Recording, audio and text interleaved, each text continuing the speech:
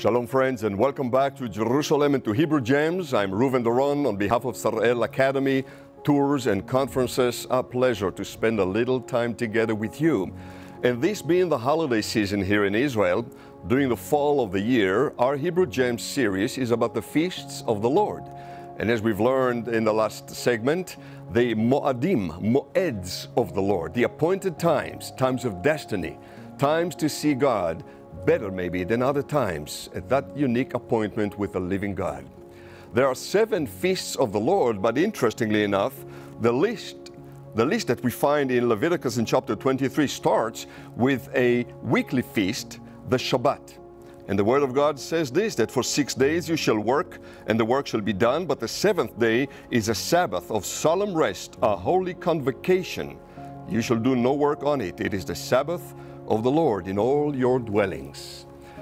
So while we have 7 annual feasts, there's a recurring weekly feast, weekly moed, which the Bible calls the Shabbat, which is our Hebrew gem for today, Shabbat, spelled in the Hebrew language, Shin, Bet, Taf, Shabbat.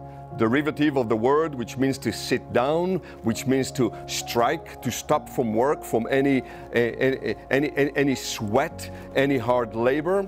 It is to commemorate, as the Bible tells us, both the creation of the world, which was done in 6 days, and then a day of rest for the Lord, but both also our deliverance from the slavery and the affliction of Egypt, the life of affliction, the life of sin.